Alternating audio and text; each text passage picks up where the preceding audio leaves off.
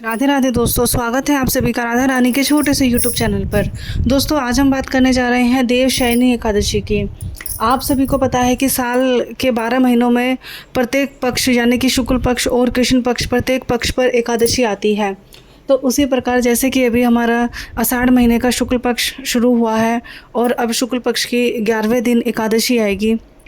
तो जो शुक्ल पक्ष के 11वें दिन एकादशी आती है उसको देवशयनी एकादशी, हरिशयनी एकादशी या प्रतिबोधित एकादशी भी कहा जाता है। देवशयनी एकादशी जो साल 2025 आषाढ़ माह में पड़ रही है वह पड़ रही है 6 जुलाई को। वैसे तो ये एकादशी शुरू हो जाएगी 5 जुलाई को शाम को 7:58 से। लेकिन आप सभी को पता है कि भारत में जो भी त्यौहार बनाए जाते हैं उदय तिथि के हिसाब से बनाए जाते हैं। तो जो देवशयनी एकादशी का व्रत, पारण, पूजा पाठ जो रखी जाएगी वह रखी जाएगी 6 जुलाई को। 7 जुलाई को अगले दिन सुबह 5:29 से 8:16 तक आप अपना जो व्रत है वो है खोल सकते हैं। 8:16 के बाद द्वादशी शुरू हो जाएगी। तो जो देवशयनी एकादशी होती है ये सौभाग्य एकादशी भी कहलाई जाती है। भगवान विष्णु की इस दिन पूजा की जाती है, माता लक्ष्मी की पूजा की जाती है। जिस प्रकार भगवान विष्णु और माता लक्ष्मी की पूजा शुभ कार्य के साथ की जाती है, उसी प्रकार भगवान विष्णु जो है देवशयनी एकादशी के दिन 4 महीने के लिए सो जाते हैं, विराम अवस्था में चले जाते हैं। तो ऐसा माना जाता है कि 4 महीने के लिए भगवान विष्णु सो जाते हैं, लेकिन 4 महीने तक वह जो शिव सृष्टि होती है, भोले बाबा की सृष्टि का कारोबार संभालते हैं।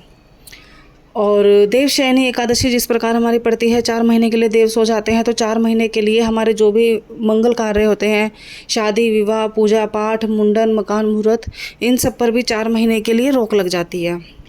आप 4 महीने अगर कोई भी कार्य करना चाहते हो फिर शादी विवाह का, तो 4 महीने बाद जब देव उठाने एकादशी आती है कार्तिक महीने की, तो उसके बाद ये सब कार्य हमारे शुरू हो जाते हैं। तो दोस्तों, देवशयनी एकादशी का व्रत बहुत से लोग करते हैं। बहुत से मतलब लोग साल की जो 12 एकादशी आती हैं उनका करते हैं, साल की जो 26 एकादशी 24 एकादशी आती हैं उनका भी व्रत करते हैं। और कोई कोई ऐसे होते हैं कि जो बड़ी जैसे देवशयनी एकादशी, देव उठाने एकादशी और निर्जला एकादशी इनका व्रत रखते हैं। तो जो भी हमारे एकादशी के व्रत होते हैं ना, जो भी पूरे 24 व्रत आते हैं, महीने के 2 व्रत, हर एकादशी का व्रत करने का सबसे बड़ा महत्वपूर्ण ये होता है कि ये व्रत भगवान विष्णु और लक्ष्मी नारायण के लिए किया जाता है। इस व्रत को करने से हमारे जितने भी पाप हैं वो समाप्त हो जाते हैं और हमें मोक्ष की प्राप्ति होती है। हमारे दाम्पत्य जीवन में सुख शांति आती है, धन संपत्ति आती है, संतान, धन, हमें हर प्रकार के सुख जो है धरती पर प्राप्त होते हैं जिसके हम हकदार हैं। जो भी हमारे पाप है वो ख़त्म हो जाते हैं, पुण्य हमारे बढ़ जाते हैं। मृत्यु के बाद हमें जो है विष्णु लोक मिलता है, हमें मोक्ष की प्राप्ति मिलती है। जन्म और मृत्यु के जो चक्र होता है इन सब से हम मुक्त हो जाते हैं। तो कोई भी व्रत, दोस्तों मैंने आपको पहले भी बताया है, अगर आपने मेरी पहली वीडियो सुनी होगी, तो कोई भी जो व्रत होता है बिना किसी भी कथा के जिस व्रत को हम रख रहे हैं पूरा नहीं माना जाता है। तो अब हम बात करने जा रहे हैं देवशयनी एकादशी की व्रत कथा की। तो दोस्तों, जो भी लोग व्रत करते हैं तो उन्हें ये कथा ज़रूर सुननी चाहिए। तो सतयुग का समय था। सतयुग के समय मंदाता चक्रवर्ती नाम का एक राजा रहता था। उस राजा का बहुत बड़ा राज्य था, बहुत राजपाट था उसके पास, और उसकी जो प्रजा थी वह हर प्रकार से राजा से खुश रहती थी। लेकिन धीरे धीरे कुछ समय बाद क्या हुआ कि जो राजा की प्रजा थी, मतलब जितना उसका राज्य का एरिया आता था, उस राज्य में वर्षा होनी बंद हो गई थी। तो भाई जैसे 1 साल वर्षा नहीं हुई, 2 साल नहीं हुई, 3 साल नहीं हुई वर्षा, तो लोगों ने इतना आश्चर्य नहीं जताया, ना ही लोगों को इतनी परेशानी हुई, क्योंकि 1-2 साल की वर्षा में लोग अपना जो कार्य थे वो पुराने रुके हुए पानी से चला रहे थे। आप सभी को पता है कि वर्षा जो है खेती के लोगों के लिए, और जो लोग जिनका जीवन पानी पर निर्भर है उन लोगों के लिए, जो गांव, नहर, शहर पानी के आसपास बसे हुए हैं उन लोगों के लिए वर्षा होना बहुत ज़रूरी होता है। तो जैसे जो चक्रवर्ती राजा था मंधाता नाम का सतयुग में, तो उन लोगों के लिए वर्षा होनी बहुत ज़रूरी थी। तो 1, 2, 3 जब साल वर्षा नहीं हुई तो राजा को अपनी प्रजा की जो चिंता थी वो सताने लगी। प्रजा भी धीरे धीरे परेशान होने लगी। प्रजा परेशान होकर राजा के पास गई और उन्होंने बोला कि राजा से कि कोई ना कोई इस चीज़ का उपाय ढूंढा जाए। राजा जो था वो है ऋषि मुनियों के पास गया। उन्होंने अपनी प्रजा की जो भी सारी परेशानी थी, जो भी संकट उनकी प्रजा पे आया हुआ था, उस संकट के बारे में ऋषि मुनियों को बताया। तो ऋषि मुनि ने राजा को समझाया कि यह सतयुग है। सतयुग में आपको कोई भी आप पाप करते हो या कोई भी गलती करते हो या कोई भी बुरा कर्म करते हो तो उसका दंड आपको बहुत ज़्यादा रूप में मिलता है और तुरंत मिलता है। तो ये भी शायद किसी ना किसी आपके पाप का या किसी बुरे कर्म का ही नतीजा होगा, जिससे कि इंद्र देवता आपसे नाराज़ हो चुके हैं, रुष्ट हो चुके हैं और आपके राज्य में वर्षा नहीं हो रही है। तो राजा ने पूछा कि मुझे क्या उपाय करना होगा जिससे कि मेरे राज्य में दोबारा वर्षा होने लग जाए। ऋषि मुनियों ने बताया कि आषाढ़ महीने की शुक्ल पक्ष के बाद जो एकादशी आती है वह एकादशी का व्रत किया जाए, विधि पूर्वक विष्णु भगवान और इंद्र देवता को प्रसन्न किया जाए, जिससे कि तुम्हारे राज्य में वर्षा होनी शुरू हो जाएगी। तो ऋषि मुनि ने राजा को विधि पूर्वक ये व्रत बताया और ऋषि मुनि के द्वारा सुना गया विधि पूर्वक जो व्रत था राजा ने जाकर किया। राजा ने जब एक पहला जो देवशयनी का व्रत किया, विधि पूर्वक सुबह उठा, स्नान दान सब कुछ किया, पूजा पाठ करी, पूरे 24 घंटे अन्न और पानी का त्याग किया। तो जो राजा की ये सच्ची भक्ति थी, इस सच्ची भक्ति को देखकर भगवान विष्णु प्रसन्न हुए और इंद्र देवता भी प्रसन्न हुए, जिससे कि राजा के राज्य में दोबारा वर्षा होने लग गई।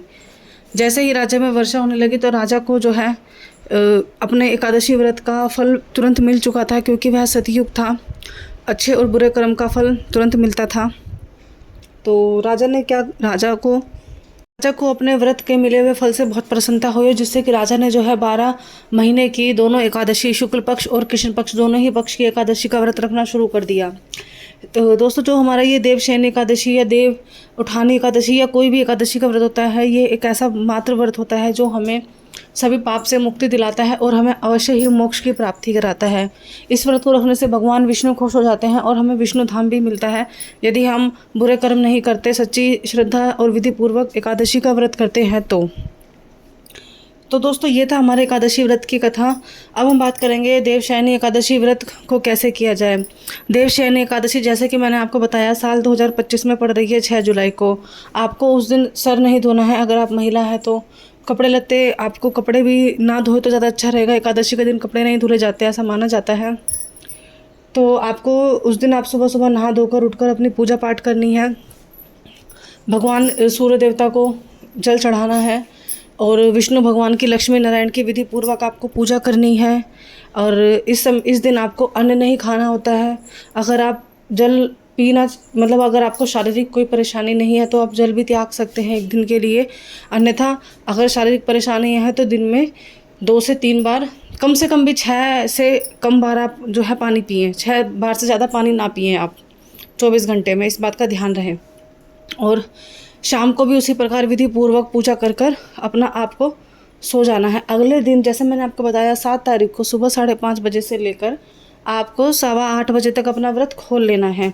आपको क्या करना है, अगले दिन सुबह नहा धोकर विधि पूर्वक पूजा करके अपना जो भी आपको दान करना है, पूजा की जो भी सामग्री आपको दान करनी है वो आप दान करके, द्वादशी के दिन आपके घर में ज़रूर जो है चावल बनने चाहिए। ऐसा माना जाता है कि एकादशी के दिन चावल नहीं खाते, लेकिन एकादशी के दिन जब हम चावल नहीं खाते, द्वादशी के दिन हमारे जो भी हमें पहला निवाला खाएं अन्न का, वह चावल ही खाना चाहिए। और द्वादशी के दिन भगवान विष्णु को जरूर चावलों का भोग लगाना चाहिए। तो द्वादशी के दिन अगर आपसे बन पड़े चावल, खिचड़ी, जो भी आपसे बना सके चावल का, वो ज़रूर बनाएं और दान करें, भोग लगाएं भगवान विष्णु को, और ख़ुद भी खिचड़ी से अपना भोग खोलें, जो है व्रत खोलें।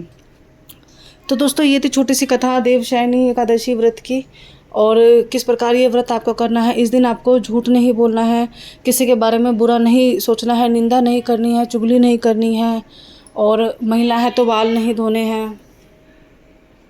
ये सारे कार्य आपका ऐसे होते हैं। देखो, विधि पूर्वक अगर आप कोई भी व्रत करते हो तो ज़रूर आपको उसका फल मिलता है।